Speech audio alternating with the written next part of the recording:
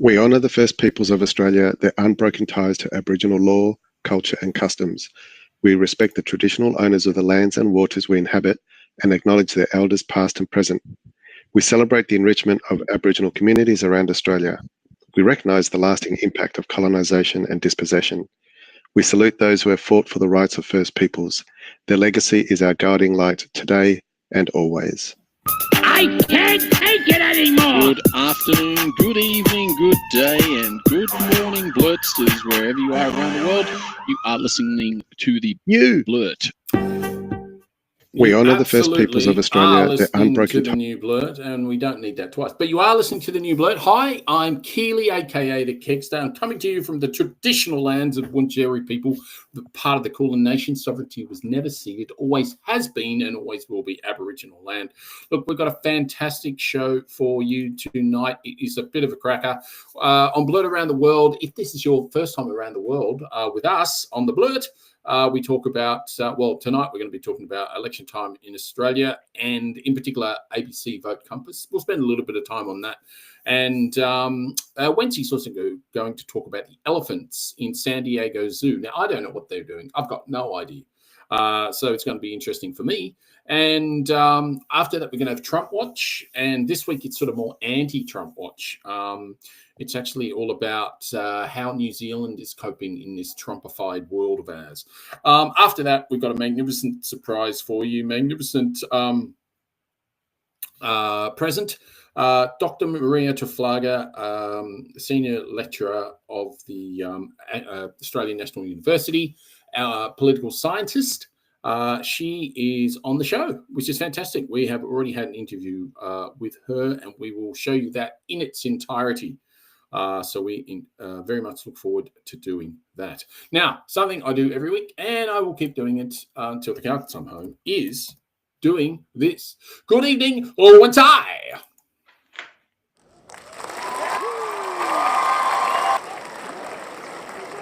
Abbreviated claps this week, my friend. We've got to crack on. All right, we're cracking on. All right. Hello, and I am still on the grounds of the Bunurong and Woiwurrung tribes here in the Kulin Nation. So still here for a few more days before I depart this wonderful city that is. Yes, it's been Around the world. Wonderful having you in our wonderful city again. So, It's been great. you know, absolutely. But like you said, we need to crack on. So, and you've got the Sing playing. So I do. So that would mean that we'd have Blurt Around the World. we do. So let's get cracking on with Vote Compass. But I'm not seeing it. Not seeing what? Blurt Around the... yeah. Yeah. Okay. This is our first time. For anyone watching or listening, it's our first time. So bear with us.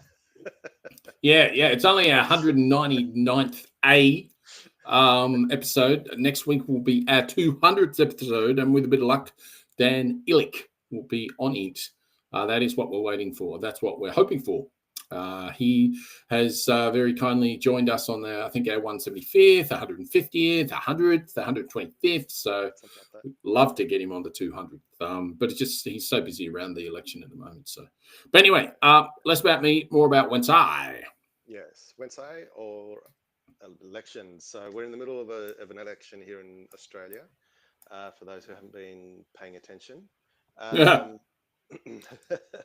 We've talked a bit about it on the show in the last few weeks, and some gaffes and backflips and stuff like that that politicians have done, or the two leaders at least. But what I wanted to quickly chat about is about the ABC News. So that's the Australian ABC, not the American ABC News. They have an interactive online tool called Vote Compass, and what it asks a series of questions, almost like a Vox Pox thing, that they ask you those questions to get an indication of what it is that what your political leanings are, and based on those questions. And then at the end of the questions, you get a nice little chart, and you either in the centre, left, right, progressive, conservative, etc. So it's a good way of finding out where maybe you could be voting. So a lot of those questions that you're asked tailor around certain topics like housing, immigration, education, health. Also, what you think about the leaders, whether you think they're trustworthy, or who would you trust, etc., etc. My daughter, who's 21, she's just done the Vote Compass, completed the Vote Compass, and she's found out, to my my wonder and glee, I just can't think of any other words right now, is that she's going to vote Greens, and she knew that by doing the Vote Compass. So if you're out there and you're really not sure who you want to vote for, we're not telling you who to vote for. Wency's a Green voter. I'm a Green/Labor voter. We're not telling you who to vote for, but we are telling you do Vote Compass, because that will tell you probably your leanings, as Wency was just talking about. Have you got any of the pictures of that? If you haven't, that's fine. We'll have them. We'll have the link in the show notes anyway. I'm not sure if I do have them. I know I did save them. Whether I've got them handy, probably not, unless you've got them. No, that's fine. We'll make sure that the link is in the show notes now. So get on and do that. And the other thing, Wency, you want to talk about with the elephants in the San Diego Zoo. What happened? That's right. What would you do? Here's a question for you before I quickly talk about this one. What would you do go in for an it. earthquake? What would I do in an earthquake? Would you panic and just go, ah? Knowing me, probably. It'll be nice and calm and go, all right. No, I don't see that happening. Yeah, I think I'm panicking. Ness has been in quite a few earthquakes, so she wouldn't panic. She'd be going, oh, another one. Mind you, though, we did have a pretty severe earth tremor during COVID, and I was pretty cool through that. Oh, that's right. I was at work. It was just blah, blah, blah. And then I went, fuck me, the room moved. And I went, I'm sure it moved. And then I went upstairs and I saw Indy and I saw my partner under the bed. I was like, yep, nope, something happened. And then I went back downstairs and went back to work. So I suppose, It was all right. So, there you go. So, I did all right. I did okay. Okay, so... but a decent one, I don't know. That's why I ask. Yes. Yeah. In San Diego Zoo, so that's in California, US, an earth tremor, I'd call it a tremor because it's not really an earthquake. An earth tremor of 5.2 hit California, and the elephants at the zoo did an amazing thing where, and I'm going to press play on this video. Yep. So you can see what they did. All right, so there was footage of said. Yep, press play. All right, and here we go. Press play. So you can see elephants in the background there. Yep. They're moving. Oh, hold it. The camera's shaking.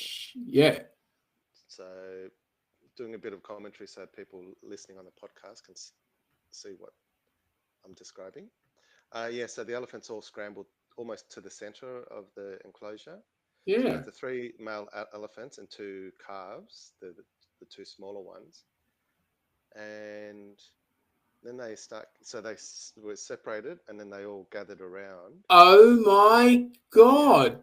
And that's amazing. It is, isn't it? And what they did was, they call it an alert circle. So it's a natural response to perceived threats. Oh my God! How cool is that? Feel through their feet. Yeah, wow. If you noticed in the video that before the camera shook, they were already scrambling, so they must have felt the small tremors. Before the big one came. And so they naturally just all huddled together, and they were protecting the little ones. So, and the adults were all facing outwards, because that way they could see, is there any threat coming towards us? Am I ready? Their ears were flapping and things like that. So that was, oh my God, that was really amazing, Wency. That was really, really cool. I'm glad you brought that. That was very, very good indeed.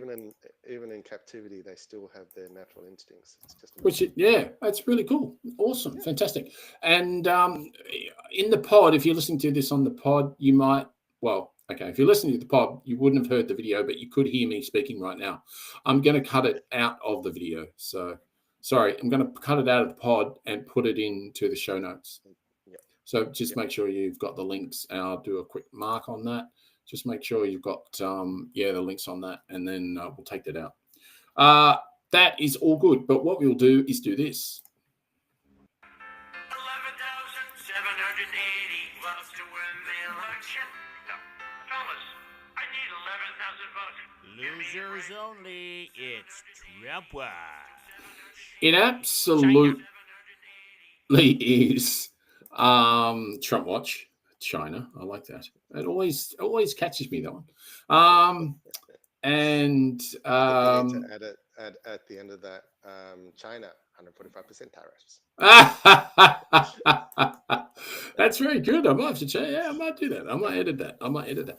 But talking about Trump and Trump fatigue and news avoidance. So the reason I brought this to the Blurtsters is that in New Zealand, 73% of people are actively avoiding news. Unlike Finland, it's only 21%. They really trust they trust their news in Finland. They don't have a lot of dickheads, according to research. One major reason is Trump fatigue in New Zealand, which would make sense because they have, as you know, quite a right-wing government now. And I know that I think it's Huxton or something, who is their prime minister, is Christopher. Yeah, Huxton or Puxton or Fuxton. I don't know. Anyway, it's something like that. He is quite likes the old orange head. So a widespread exhaustion with constant coverage of orange head, regardless of political leanings or demographics, many New Zealanders feel overwhelmed, and so they've just totally avoided any sort of news in general. So quotes from respondents are Trump. No real investigated news. I actively avoid any news. If it's orange head, I'll turn it off. Yeah. They're sick of overwhelming negativity. I don't disagree with that. I mean, what do you hear? You only hear housing crisis, freaking this crisis, that crisis, all the rest of it. We don't need a world crisis to pile on top of our national crisis. Absolutely, 100%. So trust in news is falling but stabilizing. So general trust has dropped from 53% in 2020 to only 32% in 2025. But there's a little bit of a paradox here, though, because 92% say that they're at least somewhat interested in news, but 34% feel worn out by the sheer volume of it. So this is quite interesting. The right and centre right voters are more likely to distrust the news, 64 to 54, respectively. Trust is higher among centre left, which sort of makes sense, 46% to 40% of voters. The ACT and New Zealand First voters tend to avoid news more frequently. I imagine that would be mainstream news. They'll probably believe anything they see on Sky or anything that's like that. I don't know if they have Sky over there. I don't know how it works, but I think they do. Yeah, well, they've got something called News Talk ZB, and I believe that's quite right-wing crap. Okay. So, social media's growing role in news. This is really interesting, actually. Unlike global trends, New Zealand has a rise in Facebook use.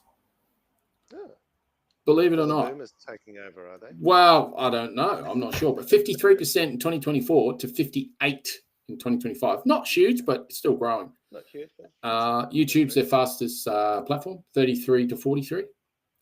And we've used a few of their sources for across the Dutch here.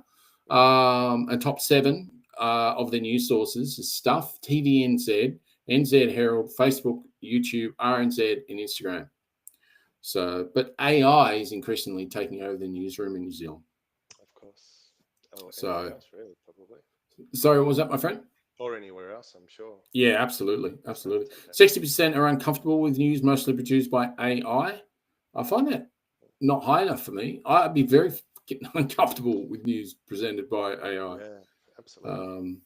But anyway, the conclusion is that from global political fatigue, trust and changing political dynamics, social media disruption, and emerging AI technologies, it seems to be stabilizing in New Zealand.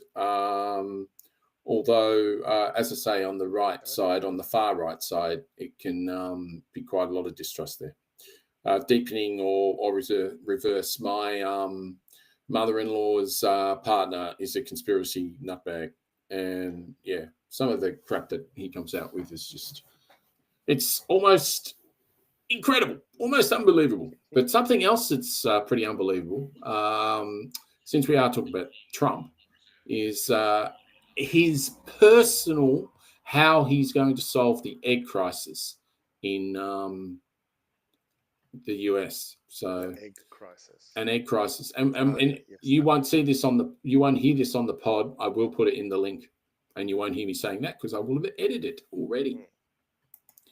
But live, you have it all. So let's have a look. Just a quick one here. This is Orange Head's idea. Poll from CNBC, 73% of Americans are financially stressed. Half this country voted for Trump because he promised to bring prices down on day one. We're now on day 84. Prices are higher than ever. And with Easter less than a week away, the White House is scrambling to lower the cost of eggs. Hello, everyone. This is your favorite president, Donald J. Trump. The egg situation in America is out of control thanks to Crooked Joe and Cookie Kamala Obamala. But I'm fixing it, and I'm fixing it strongly with my newest product, Trump eggs. Every Trump egg is personally laid by me, a skill I learned after spending decades studying chicken. Trump eggs are cage-free and grade perfect in an egg salad or in a frittata. After playing 19 holes. The extra hole is my egg hole, also known as the cloaca. We love cloacas, don't we, folks? What a word, cloaca. One hole for order now, and you'll receive a side of Trump egg. Perfectly toned. And a few lucky patriots will receive a fertilized Trump egg. Oh, no, this one's an Eric. Trump eggs. Free if you let me kiss your daughter. Or as more and more people are calling it, cloaca food. Oh, he's looking cute. Guillermo, do you know how many subscribers we have on YouTube now? 20 million. That's right, yeah. That is so wrong. So wrong. It is It extremely is. wrong. Just the image will never leave my head of that. No, I know. I get it. I absolutely get it. Yeah, no, it's pretty bad. It is pretty bad. It's funny, not bad. Yeah, no, extremely funny. Incredibly so. But I'm just, that's not good. I'm just feeling slightly. Can you put a marker on this for me, please? If you're seeing us live, sorry about that. But just feeling slightly because I can't find what I'm looking for. But I should in a minute. No, that's right. I haven't. But I have now, so it should be good. Okay. It should be good to go. So after this, and we hope you've enjoyed what you've heard so far. After this, you're going to have a fantastic interview with Marija Taflaga, Dr. Marija Taflaga from the Australian National University. She's a senior lecturer and political scientist. She also is a co-host on Democracy Sausage, which we highly recommend that you listen to as well, with Mark Kenny. Not to be confused with the Kenny on Sky. They hate each other. No, I don't know. Maybe they do. Who knows? It's like the Costellos, isn't it? It's like the Costellos. Yeah, well, they're brothers anyway, so. Yes, but they've got quite opposing politics. Yeah, true. So to a they related, the two Kennys? Yeah, they are. Oh, they are, right. Yeah, no, they absolutely are. They 100% are. Yeah. But anyway, less of that, more of Marija, and that will be popping up on your feed very, very soon. After this.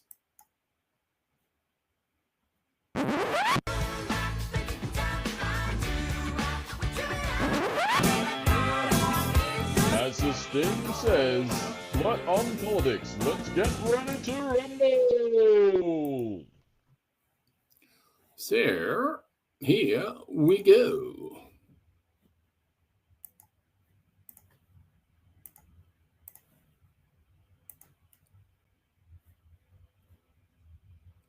We have the magnificent Marija Taflaga back with us tonight from the Australian National University. She's a political scientist. So good evening or good afternoon, wherever you are listening to this. Marija, fantastic to have you on the show again. Thanks for having me back. You've actually promoted me. I have like so much administration and like students to teach and books and articles to write before I get to be a professor. I'm about a year senior lecturer. Yeah, I know. But perhaps I could like exit the industry and like, you know, do something really cool and just come back as an honorary, you know, like probably easier. So get paid more, right?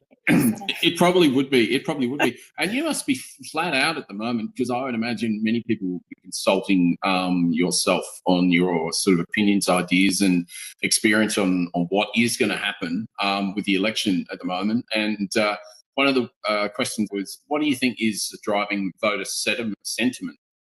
Complete apathy, or how do you find the electorate at the moment? That's a great question. I think, look, I still think that cost of living, right, is like, you know, issues like number 1, 2, and 3 in this election. What I do think is kind of interesting is like the sort of Trump tornado is definitely like reconfiguring that kind of conversation, and I think doing it in a way that is actually making it is, you know, giving much more space to the government to sort of position themselves as like a safe sort of pair of hands, and to, I think, recalibrate that proposition between the government and the opposition. And I suppose one of the things that I find most interesting about this election is it's to me it seems to be increasingly a stability versus change election, and all elections are kind of like that, you know, but I think that's quite explicitly now becoming the frame. And the coalition I find really like interesting, like from a structural perspective, right, because they have to be changed because they're the opposition, so you have to change to them. Their entire everything they're kind of saying is actually about the status quo in effect. Like their slogan is get Australia back on track, you know, back to a status quo. All of their policy settings, like it's all just tinkering at the edges. Like, you know, the gas stuff is a short-term fix to the, you know, nuclear future, which is, I think, the most bold thing they've got going for them. The fuel excise is a 1-year measure, which may or may not be extended. You know, otherwise they're sort of matching Labor. I just sort of wonder, like, I guess the reason why I find that interesting is there's like 2 voter cohorts, big voter cohorts in the electorate. Like, I guess there's the older Australians who have wealth and are comfortable with that equation, and they're the ones voting coalition, and they have voted coalition for a long time, and they have every logical reason to vote coalition because it aligns with their interests. So, you know, there's no shade there. Like, that's just rational. And so I can imagine that let's get Australia back on track message being really salient to that group of people. It makes a lot of sense. You know, the coalition owns the economy. That's all that kind of stuff. But there's like a growing group of people who are not actually very young anymore. They're kind of becoming middle-aged, who are sort of like, this system is cooked. This system is rigged. I can't get into it. You know, I got myself a degree or a good job, or I'm a tradie and I'm a sole trader and I have my own business and I can't really get ahead. You know, and I actually wonder whether or not that status quo message, get Australia back on track, appeals, because I wonder like how much faith there is that Australia back on track is actually an Australia that will deliver for them. So it's a sort of interesting kind of contest, right, where the change candidate is sort of actually not advocating much change at all. The government is not really, like, the government's not being bold at all. Like, it's sort of quite incrementalist, but it is stable and predictable. And they're not really offering much to this cohort either. Like, everything just seems to be kind of like Band-Aids and sticky tape around the edges. Meanwhile, there is like a giant orange wrecking ball just like crashing through everything. Yeah. And, there's like a sort of real bizarre sort of sense of unreality to this campaign. And so I think it's a very noisy campaign. I think it's actually really hard to say what the hell is going on. I just don't think we have like a national campaign anymore. So do you think Yeah. the US noise is really having any real impact on this election? And do you think there's any external bad actors that are trying to, I mean, we've got internal bad actors, obviously Trump the plagiarists, but do we have sort of any external sort of ones that you may know about, etc., or what we'd expect with China or Russia or whatever we're trying to infiltrate? That's a really great question. My honest answer is I don't know, but I mean, I would anticipate that there would be foreign interference in this election. We've seen that happening in the US. We've seen that happening in the UK, in Canada. I just don't see why. It's really cheap and easy for external countries to do these kinds of things through social media. Yeah, exactly. To sort of manipulate these things. I think it would be naive to think that they wouldn't. So I don't have any evidence though. So turns out I'm wrong. Well, I'll happily eat humble pie and say I was wrong. But just based on a sort of first principle kind of realist view of the world, I just find it hard to believe that there wouldn't be. Exactly who they would necessarily want. That was going to be my next question. Yeah. I don't know. I mean, I'm not even sure that foreign actors care about which candidate wins. I think they're just interested in undermining Australians' faith in democratic processes and procedures. Like Because, they did in America, Yeah, like an overall weakening of belief in the efficacy of democracy to deliver to be a useful form of government. I think is often the aim of these external actors, because it creates an inability to act, confusion, paralysis amongst democracies that are their main competitors, and it also allows these regimes to sort of say to their people, well, see, democracy is just a sham everywhere too, so please enjoy your sham election at home. Right? And do you think that's happening, that it is making an impact on the voter base here, that because I heard it on whatever platform, it must be truth, so I'm not going to vote for anyone, I'm going to do a donkey vote or anything like that? Do you think that is happening here? So the polling evidence that I've sort of seen around, how young people, and particularly younger men, feel about democracy is actually kind of alarming. Like they kind of, like they either have low faith and efficacy in democracy as a sort of, institutional procedural thing that delivers, outcomes to citizens, but also sort of like, I suppose, like a flirtation with the sort of more strongman style of leadership. So I would say, I think it is having an effect. Whether or not it's a long-term effect, I don't know. I think that is open to debate. Like I do think that as a young person, looking at the democratic system, it would look pretty bleak from that standpoint. Like, you're going to work really hard for falling wages. You're not going to be able to enjoy the things that your parents did, and you're living in an age of climate crisis. And also no one, and then particularly for that group of young men, what is my place in the world? And I mean, this is I'm thinking out aloud here, I suppose, right? So, but I guess I think for a lot of young, I think for men in general, their role in society is kind of going through a period of debate and flux that women's roles in society went through, through second, third, and fourth wave feminism. And I think women, have a clearer idea of where they fit in society or in this new society. And I think men are actually reckoning with the change in all of these like roles and the questioning and opening up what it means to be a man. And some men I think are pretty happy about that. Like, I'd like to spend more time with my children, and I'd prefer not to. I'd like to be allowed to wear more than 4 colors or whatever. Like, that's glib, right? But and then other men might be looking at this and being like, well, what am I supposed to do? Like, what's my role now? Right, my role, yeah. And I think that's legit, yeah. I really appreciate that observation. I think it's a magnificent observation, and it's really interesting because obviously Wansi and I would be classed as very woke, which I'm more than happy to be.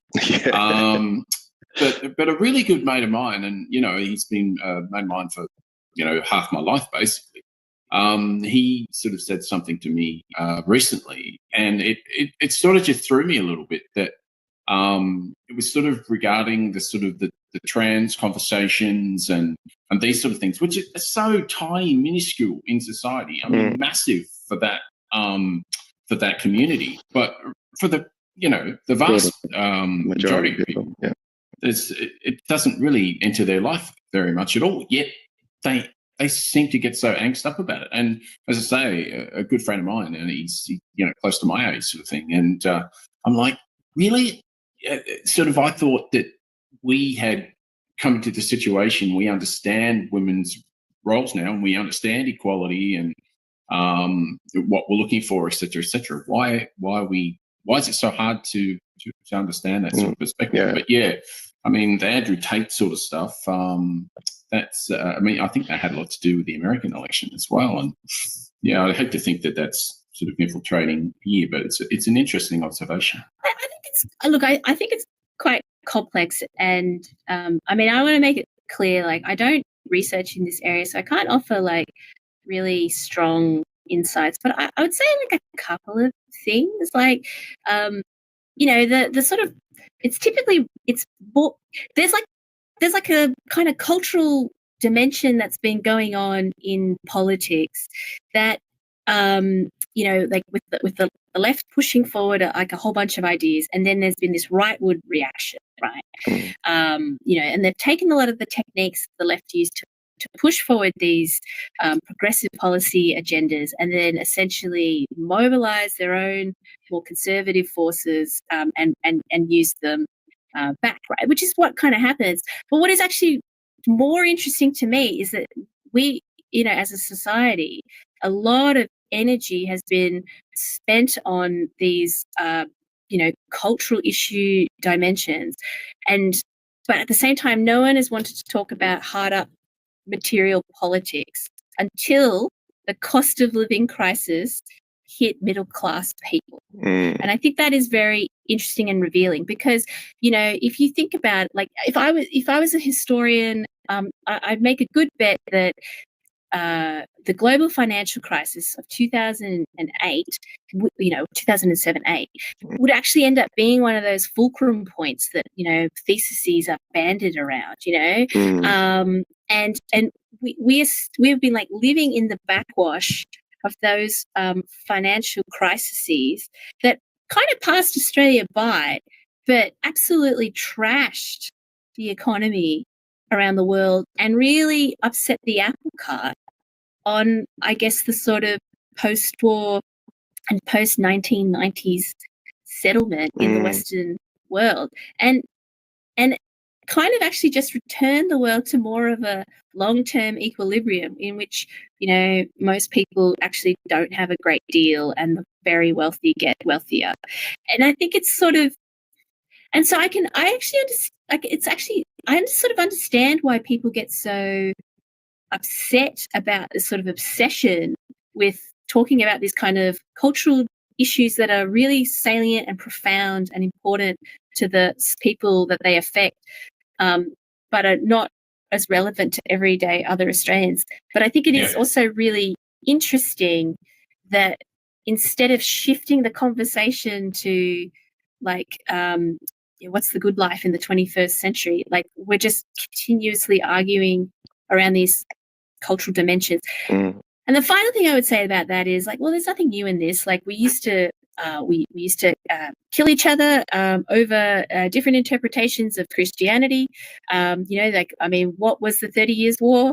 What was the English Civil War? Right. So, culture politics is not a new term. You know, it's come under many, many guises. Yeah, true. It's just the, you know, it's never going away. No. But I just think it is sort of, I think it is convenient actually for lots of actors that actually don't really care about the people affected to use this as a way of taking up space and politicizing people and not having to actually deal with the economic, material inequalities that are like undermining faith in democracy and building a mass society. And answering the big questions. Like, it's just all, you know, it's all distraction. And talking about distraction, ones I don't think are distracting are actually trying to make Australia a better place, especially from a climate perspective, is the independents, the Teals, if you like, and obviously the Greens Party. How do you feel that they're going to go in the election in 3 weeks' time or something? Do you think that they'll get a bigger amount of candidates get through this time, or do you think it'll be the same, or do you think maybe even go backwards? I don't know, more Liberals? Yeah, will it revert back? What's your? I think most of them will hold their seats because most of them have probably demonstrated that they're effective.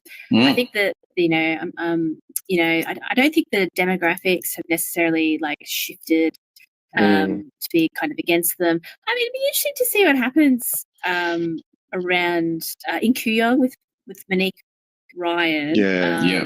You know, because she seems to be quite polarizing. But I mean that electorate has been changing for a long time anyway. So it'd be interesting to sort of see what kind of happens there. But I mean, I would imagine Zali Steggall, for example, will hold her seat. I think what's happening in Brisbane is really interesting. It is, like, isn't it? will the Greens actually hold all of those seats that they have? I mean, they were sort of surprise victories, and I always actually wonder if a Teal had run in some of those seats, would the Greens have actually taken them? So, I think it will. You know, this is not rocket science to say this, but it will sort of turn on how much voters there think that having a Green pushing forward like a renter agenda aligns with their politics, or will there be a cohort of people who would be more comfortable with Labor or return to the coalition? Like, there's like sort of weird three-way contests there, or like, so that and it's difficult to predict when you've got a three-way contest, because it really depends on who comes second and the preference flows. Like, so it's sort of hard to say. I mean, I think that I would say that most of the Teals will hold their seat. I do think I think it's Bradfield, the one that what's his name? Former communications minister, has glasses. I forgot. It's terrible. I wonder if the Liberals will hold on to that seat, because the independent there came very close last time, but I think that the Greens have been quite effective in this term of office. They have, haven't they? In like rebranding themselves. Paul Fletcher? Is that? Yes, Paul Fletcher's. Yeah. I think yes.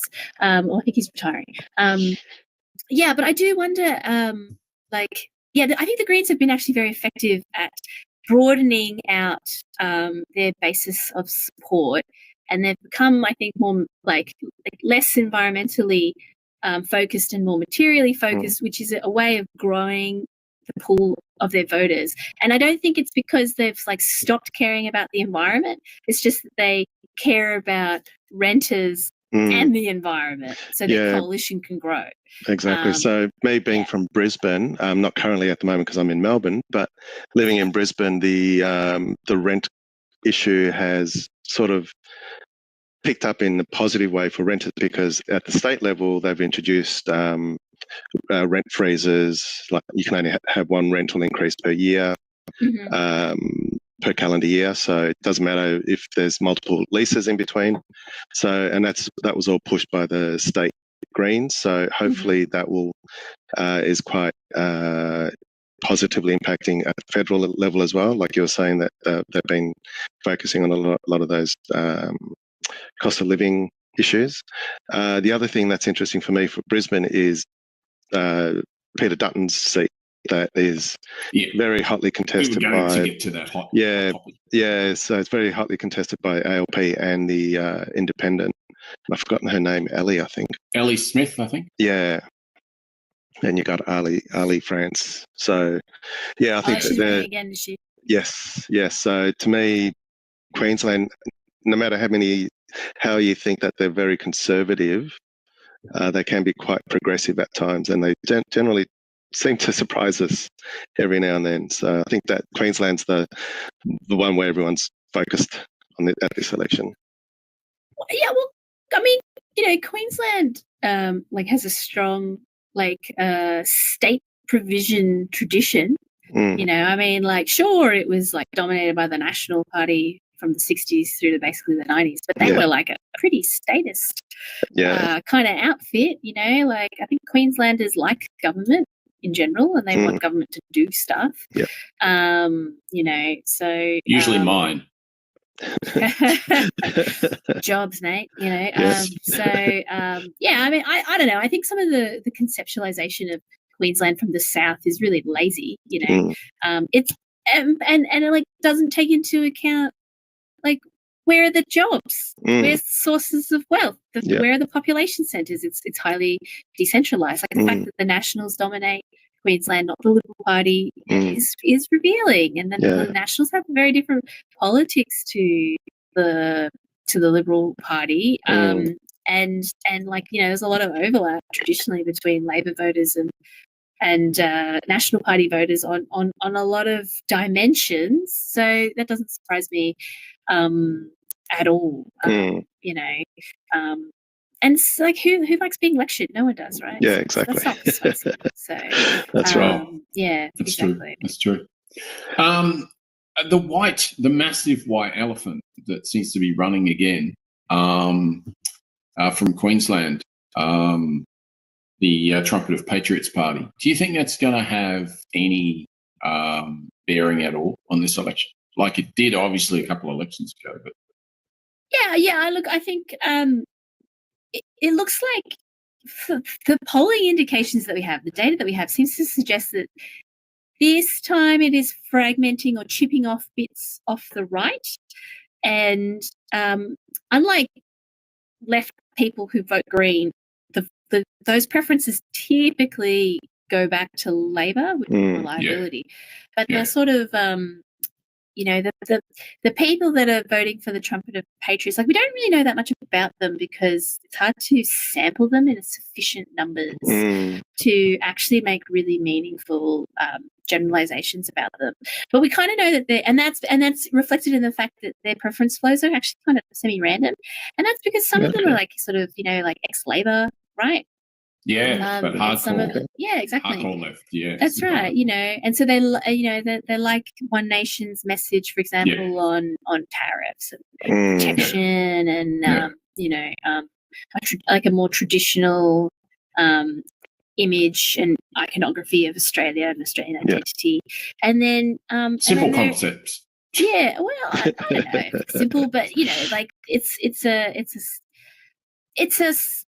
it's a style of politics that is not interested in multiplicity and heterogeneity, right? True. And then of course there's the sort of people on the right who just find the coalition to be too vanilla and they want them to talk about their issues. We sort of alluded to some of those before, and also abortion and all of that. So I mean, all of those strains are in Australian politics. But I think what is different compared to other places is, well, everyone has to vote, and so it's actually hard for them to, for people on the extremes to over dominate the debate. Ultimately, the median voter theorem, which is basically just the idea that because of the structure of the party system, the way to win an election is in a coalition in the middle, and that sort of means that these parties have to pitch to the median voter, which happens to be the median citizen. And this is difficult now for Labor because, you know, they're a centrist party, and even though the median voter theorem is still like an important kind of driver of the vote, there's two things going on here. Sorry, I'm trying to think about how to explain something quite complicated, but it's basically this. We have two different voting systems, right? We have the lower house, which is, single member constituencies, and we have the preferential voting system, which basically means 50 plus 1% of the person with the vote wins. The least hated person wins the vote, right? That's a very strange conceptualization. You know, the jerk we like the least, or the most, or whatever. The most. But in the Senate, we have got this proportional kind of system, and people in the Senate are more likely to vote with their true policy preference rather than in a potentially strategic fashion in the lower house. And so that mindset from the Senate, that I might actually vote more according to my preferences and that I can do that, I think is increasingly moving into how people vote in the lower house. And so we're getting noisier. Yes, we're getting with independents and with more parties, we're getting more three-way contests, which are unpredictable. And so it's becoming harder for Labor to sort of sit in the middle when it's got this really quite coherent left-wing party on its flank that gets to be all the things that it's most proud of. It's like the coalition doesn't have that. Like, they've got the Nationals who kind of own that piece of real estate for them, and like traditionally Liberals did not want to move into that territory. Like, they wanted to be free traders, and they wanted to be large L or small L Liberals, and they wanted to like leave a lot of the conservative stuff to the Nats, and they were happy to let them kind of win that group over, and then they'd have a big fight over whether or not they're going to like sell wheat with no tariffs or whatever, in government. But Labor, like Labor Party members are so frustrated that the Greens are always criticising them for like moral politics stuff, like refugees not being good enough on the environment. But if you look at Labor's polling, they don't own a constituency, right? They don't own a demographic. They don't own a group of workers anymore.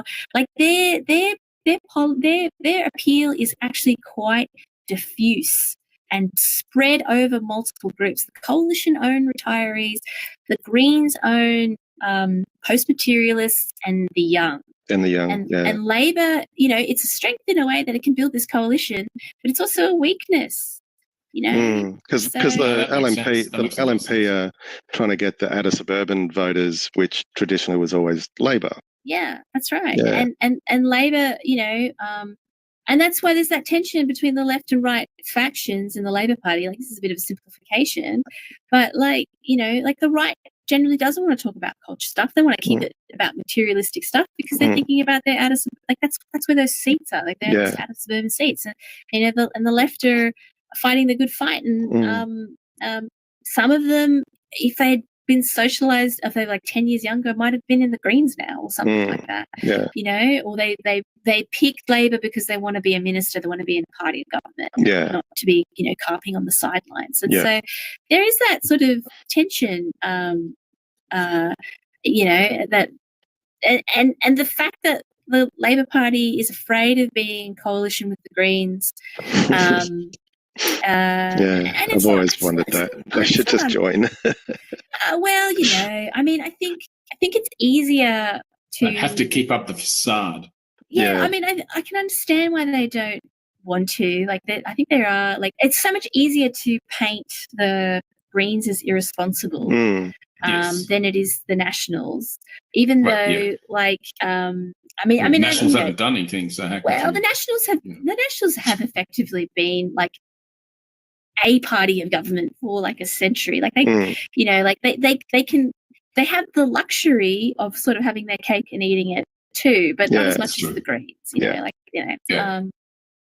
And also, like, I think we've probably discussed this before. Like, if you're going to call yourself a progressive and have progressive politics, then you are condemning yourself to a lifetime of being in a minority and being ahead of the pack. Like, definitionally, you cannot be progressive and in the mainstream. It doesn't work. Yeah, true. So that's a different type of politics, and it's reflected in the way Labor, like the Labor Party, that struggles with shamelessness. It's always apologising. It's always trying to build an argument and a case, and whereas the coalition will just come out and be like, "We're the best.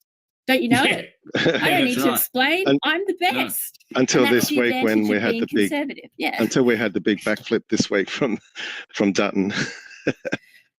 Yeah, but he's got the sort of confidence to do that too, right? Yeah. So there's a sort of